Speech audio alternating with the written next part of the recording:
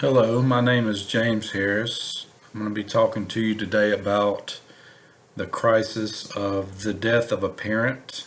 We're going to talk a little bit about the information and research pertaining to the ministry and counseling of someone going through that crisis, and I'm going to introduce a potential intervention plan to you. Some very basic definitions here for the purposes of this presentation. You got death, which is the permanent cessation of all vital functions or the end of life. A parent is one that begets or brings forth offspring, or more apt to this presentation, a person who brings up and cares for another. Rates of prevalence, 100% of people are going to die. That should not come as a shock to you. I add that statistic in here just to make a point. As counselors and pastors, we're going to deal with death. It's a very real part of life. People are going to need to be counseled through it, ministered through it. We need to know the right answers. The Christian worldview offers the right answers to difficult questions of why we die and what's going to happen and when will it be made right. So it's important that we study these truths out for ourselves and are able to answer those tough questions. 89% of people are going to lose a parent in their lifetime. The only exception to that is if the child precedes the parent in death. That's the only way that you won't lose a parent, is if you die first. 5% of those 89% will lose a parent before the age of 18. So 1 in 20 people who lose a parent do so before the age of 18. The research I was able to gather breaks down a plan of intervention into 4 parts. The first part is the beginning, the first stage, in which we assess the needs of the bereaved. We start to examine what that person needs and how to begin to help them process their emotions. We need to take into account the different variables of the death. Questions like, was the death expected or was it untimely? If the death was untimely, if it was unexpected, if it was a tragedy, there's going to be more shock involved with that, obviously. So we're going to have to deal with that, help the person deal with that. It's important to note that there will be more shock with an untimely death, but the pain is the same, whether the death was expected or not unexpected. The pain of that grief is going to be the same. Another variable to take into consideration, how was the relationship? Not everybody gets along so well with their parents. Some parents and children are even estranged. But that's not to say that there's not some grief that's going to be there. It's going to be different types of grief, but there's different grief with different strains on the relationship. So we need to try to assess and learn what type of relationship the bereaved had with their parent. A key takeaway in dealing with the death of a parent, or death in general, is to normalize the emotions of the bereaved. And what's that? That means that there's going to be differing emotions that come to mind for different sets of circumstances. Sometimes, of course, there's going to be deep sorrow. Sometimes there's going to be, if there was a burdensome relationship, there might be some relief involved, and that's okay. That's something that's going to be it's going to be strange. It might be strange for a child to an adult child to have relief from the death of a parent, but that's okay. If there was a burden there, we need to normalize their emotions. We don't need to try to make them feel bad because they feel relief or what we might consider an abnormal emotion. There's going to be a lot of numbness there. There's going to be a lot of overwhelming pain. We need to help them identify their emotions. We need to talk with them and ask them how they're feeling and try to put names of emotions with how they're feeling to try to get them to express how they're feeling, not just for our benefit, but theirs as well. And then at this point, we can begin to let them know what can be expected in the process of grief. How can we prepare them for what they can expect as the days go on? Second stage of the intervention plan, accepting the reality of loss. This is an important step. We need to help the bereaved work past the stage of denial. Denial can be an ugly thing, and it can be a tough thing to get caught up in denial. We need to make sure that that person works past that stage. Ways that we can do that, we just strike up conversation about the deceased person to the bereaved and their relationship, the circumstances of the death, the things that they were doing before the death, details about the person, stories about the person. Encourage that person to articulate truths about the decedent. It helps them process the reality that that person is gone. Of course, we can encourage the bereaved to view the body, whether that's before funeral arrangements have been made or during the funeral. That helps the bereaved to process the truth that that person is no longer living. We want to make sure that we only answer the tough questions when we're asked. There's a lot of tough questions, a lot of deep theological truth, biblical truth that's tied to the death of a loved one. But we don't want to go into deep, tough questions in the wrong stage. So if a person's going through denial, we start to articulate a bunch of deep theological truth. That'll only confuse the bereaved person, and it might bog them down in that stage of denial. It's important to know the answers to those tough questions, but it's more important to know when to answer them. And I also want to answer those tough questions honestly. And this is especially true with children. The tendency may be to kind of sugarcoat or fudge the answer to a question, a tough question, just to not make a child upset. That's the wrong thing to do. Answer the question honestly and answer the questions briefly. Don't go into a bunch of deep theological $5 words. Answer the question honestly, briefly, and when you're asked and at appropriate times. The next step in the intervention plan, we need to encourage the bereaved to accept and embrace the pain and not defer it. They need to experience the pain of grief. They don't need to dodge it. They don't need to kick the can down the road because it's going to come back later with a vengeance. We need to have them experience the pain when it's an appropriate time so that they can process it and deal with it. The best way that they can do this is help in the planning of the funeral as they begin to talk about burial, memorial services. That helps them realize the truth more and more.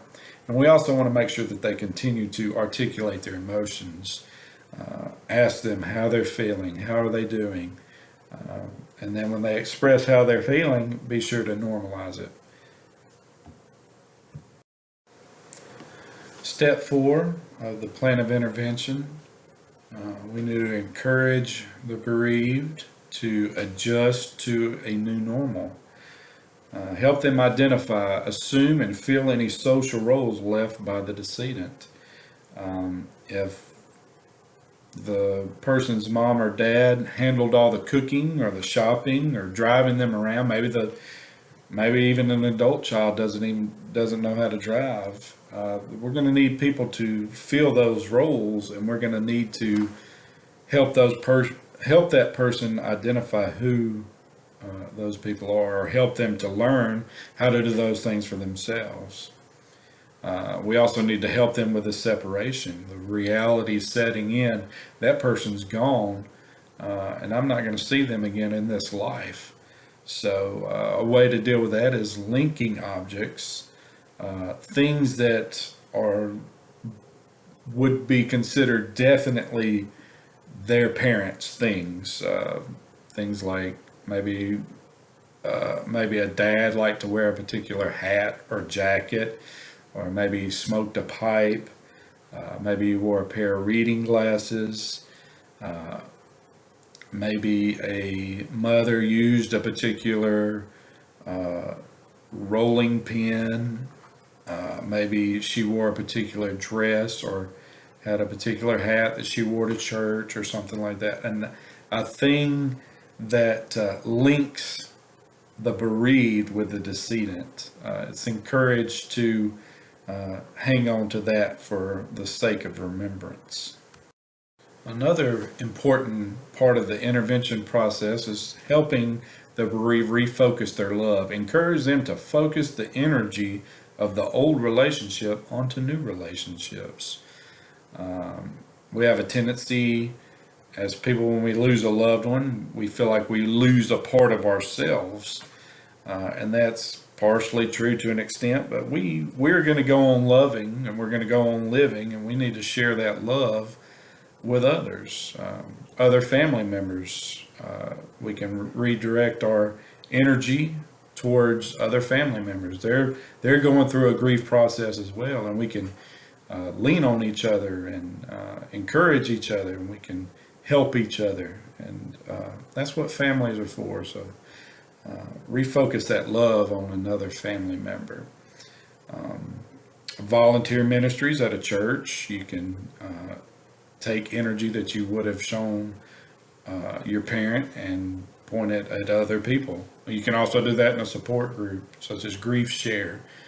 There's many support groups that deal with loss and the loss of a parent. Now, when you start to encourage them to refocus that love, there's going to be a feeling of guilt there. We need to make them or help them move past any guilt. We're not trying to forget that the parent was ever there. The goal is not to forget the parent. The goal is to remember without the debilitating grief. And one way we can process that grief is to remember that we're going to go on loving, we're going to go on living, and we need to refocus that love in other directions. Okay, we've talked about some information and steps in the grief process and how we can help minister someone through the grief process. So let's lay that out on a practical timeline, a practical integration of what that might look like when we actually do it. I did this from the vantage point of a pastor. That's what I am. That's what I'm called to be. So this is an integration of helping a church member or helping someone in our community begin to process the grief of a parent. We want to make contact with the bereaved as quickly as possible. Just as soon as we hear that someone has lost their parent, we want to make contact with them, and we want to do that in person if at all possible. We want to establish that trust and that connection. We need to help them deal with the shock and pain, begin to help them articulate how they're feeling, maybe even have a mental checklist of emotions that they may be feeling, and work your way down it. So are you feeling sad? Are you feeling angry? Are you feeling shocked? help them begin to articulate how they're feeling. And when they begin to express it, you can begin to normalize those feelings. They may feel like they're going crazy at that point. Well, grief is an overwhelming thing, and we need to make sure that we let them know that. So, as they articulate their feelings, be sure to normalize them and just help them work through it. And then, towards the end of this encounter, you want to end with the encouragement to go to the Word of God. The Word of God has the answers that they're looking for. You can maybe point them towards a concordance. They can look up verses and passages that deal with grief and death and hope. Point them towards the Word of God, because that will never return void. The things we say may or may not help them, but I'm convinced that the Word of God always will.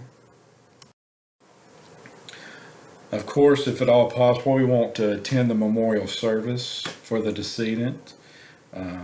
We don't want to be the key source of strength for the bereaved in this situation. We just want to briefly offer our condolences, unless, of course, we're asked to do otherwise. If we're asked to perform the service, of course, we'll do that. But it's important to remember this should be a time for the family to support and lean on each other. That's what families are for. That's what the family unit is there for, to help each other and hold each other up during this time. And we don't want to overstep our bounds, but we want to be there in case the person needs us.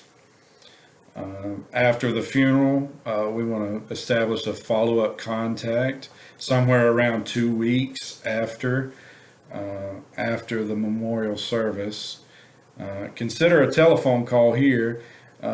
This is a personal way to contact them, but it allows for distance if that's what the bereaved wants. If the person wants a little distance, we can just call, check on them, ask them how they're feeling, ask them to express how they're feeling, and of course normalize it. Whatever they express to you, you need to normalize their feelings.